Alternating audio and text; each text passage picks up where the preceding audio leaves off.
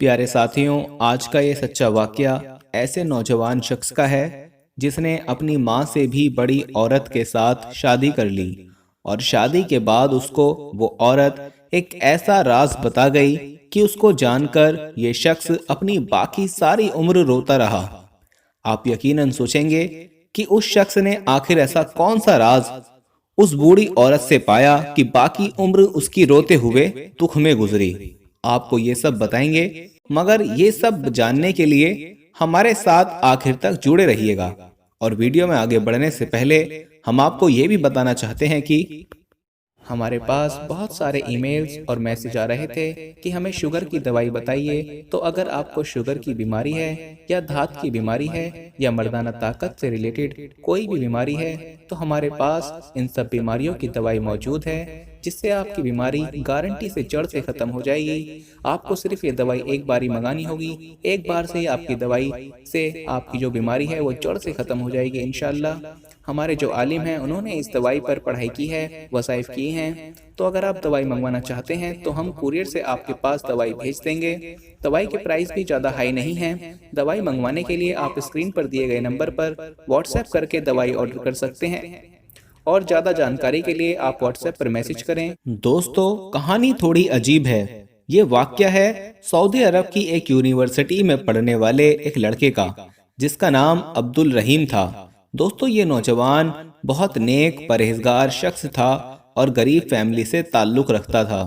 ذہین تھا اور ہمیشہ ہر کلاس میں اول آتا تھا، اور یونیورسٹی میں اسکالرشپ کی وجہ سے پڑھ رہا تھا۔ ایک بار اس کے گروپ کو ایک اسائنمنٹ ملا جس میں انہوں نے دیہات کی زندگی پر ریسرچ کرنی تھی، لہٰذا گروپ میں شامل کچھ لوگ شہر کے پاس قریبی گاؤں میں ریسرچ کرنے کے غرض سے پہنچے۔ ریسرچ کے دوران عبد الرحیم گروپ سے الگ ہو کر گاؤں کے ایک حصے میں پہنچا، جہاں اس کی توجہ ایک بوڑھی عورت پر گئی جو وہاں بھیڑ بکریاں چرا رہی تھی۔ وہ عورت کافی ضعیف تھی۔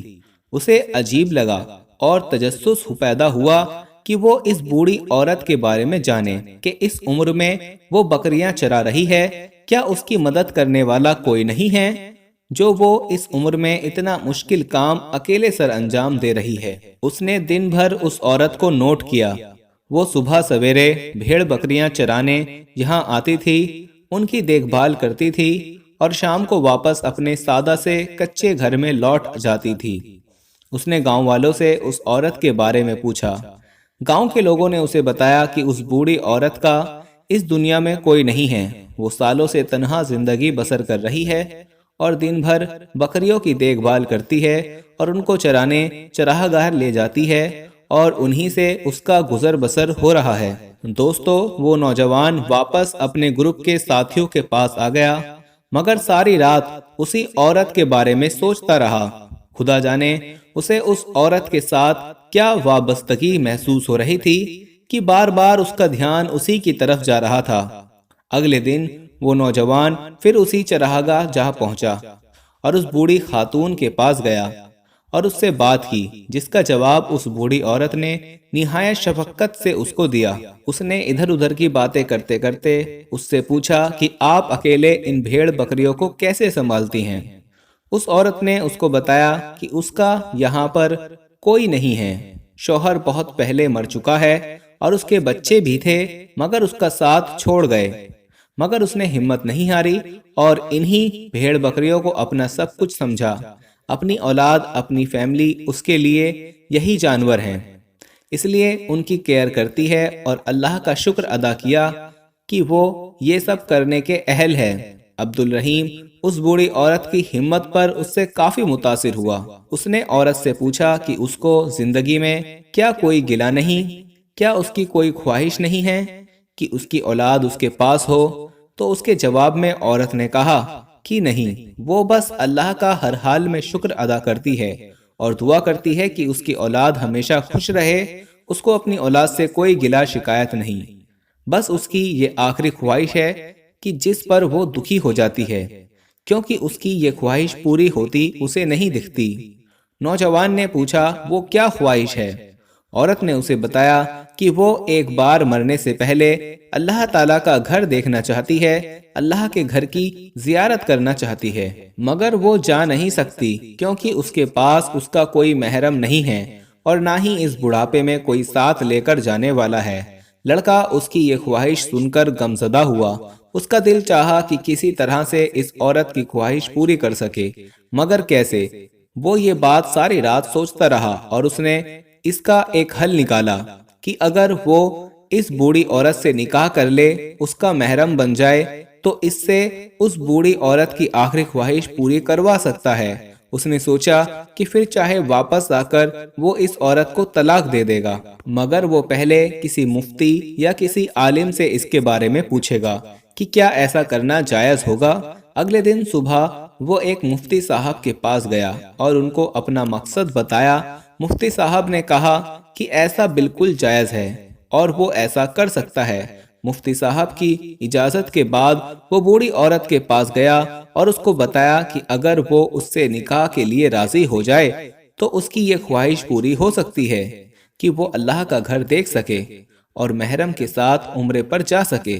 بوڑھی عورت یہ سن کر خوش ہو گئی اور راضی ہو گئی۔ اس نے بوڑھی عورت کے ساتھ نکاح کیا اور کاغذات بنوائے۔ بوڑھی عورت نے اس کو کچھ رقم بھی دی جو اس نے بتایا کہ اسی مقصد کے لیے اس نے جوڑ رکھی تھی۔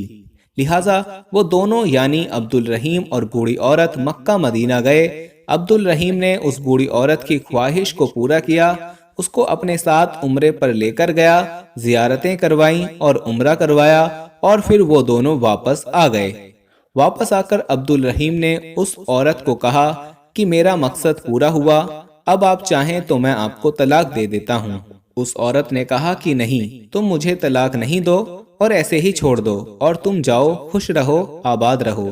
میری زندگی کی سب سے بڑی خواہش اور خوشی مجھے تمہاری وجہ سے ملی ہے، میں تمہارے لیے ہمیشہ دعا کروں گی۔ بہرحال وہ نوجوان واپس شہر جا کر اپنی تعلیم مکمل کرنا چاہتا تھا۔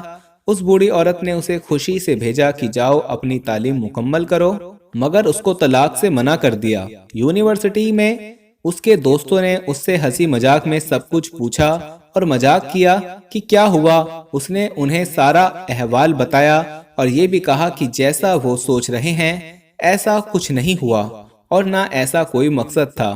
بہرحال جب اس کی تعلیم مکمل ہو گئی تو 2 سال بعد اس کو اس بوڑھی عورت کا خیال آیا اور سوچا کہ اس کو مل کر حال چال پوچھنے چاہیے۔ یہ سوچ کر اس نے اس گاؤں کا رخ کیا۔ جب وہ بوڑھی عورت کے سادہ سے گھر پہنچا تو دروازے پر تالا لگا ہوا تھا۔ اس نے پاس والے گھر سے پتہ کیا کہ تالا کیوں لگا ہوا ہے تو اسے اس بوڑھی عورت کے پڑوسی نے بتایا کہ وہ عورت کچھ دن پہلے انتقال کر گئی ہے اور گھر کی چابی اور ایک خط تمہارے لیے چھوڑ گئی ہے۔ اس نے چابی لی اور گھر کے اندر جا کر خط کھولا جس میں اس عورت نے عبد الرحیم کا شکریہ ادا کرتے ہوئے لکھا تھا کہ وہ اس کا یہ احسان مرنے کے بعد بھی یاد رکھے گی، کیونکہ جہاں اس کے اپنے اسے مرنے کو اکیلا چھوڑ گئے، اپنی اولاد تک نے کبھی آ کر اس کا حال نہیں پوچھا، وہاں اس کا اس دنیا میں صرف وہی نوجوان بچا تھا جس نے اس کی زندگی میں سب سے بڑی خواہش کو پورا کر دیا۔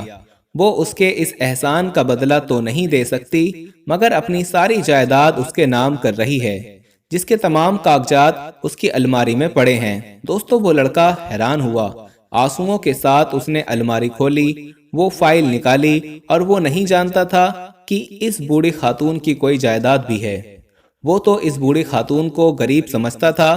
جب اس نے کاغذات دیکھے تو اور زیادہ حیران ہو گیا، کیونکہ سمندر کے کنارے کے پاس ایک گھر کا وارث وہ خاتون اس کو بنا گئی تھی۔ وہ بہت دکھ میں آیا اور رونے لگا کہ اس نے اس بوڑھی عورت کا خیال کیوں نہ رکھا، کیوں وہ 2 سال بھول گیا کہ حال چال ہی پوچھ لیں۔ بہرحال جب اس نے سمندر کے کنارے پر جا کر اس گھر کو بیچنا چاہا تو اس کے گمان میں بھی نہیں تھا کہ اس کی قیمت 3 ملین ریال تھی۔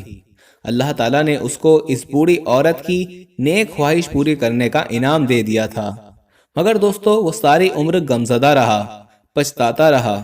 اس کی اس مخلصانہ نیکی کا بدل تھا جو اسے ملا۔ بے شک ساتھیوں، آپ کو ایسی نیکی کا بدل خدا ضرور دیا کرتا ہے جس میں کوئی غرض، کوئی لالچ نہیں ہوتی۔ اللہ تعالیٰ سے دعا ہے کہ وہ ہم سب کو بھی نیک اعمال کرنے کی توفیق عطا فرمائیں، آمین۔ دوستو، ہم امید کرتے ہیں کہ آپ کو ہماری آج کی یہ ویڈیو بے حد پسند آئی ہوگی۔ اگر پسند آئی ہے تو اس کو لائک کر کے اپنے قریبی لوگوں میں شیئر ضرور کریں اور چینل کو سبسکرائب کرنا نہ بھولیں۔ ملتے ہیں اب اپنی اگلی ویڈیو میں، تب تک کے لیے مجھے اجازت دیجیے۔ فی امان اللہ۔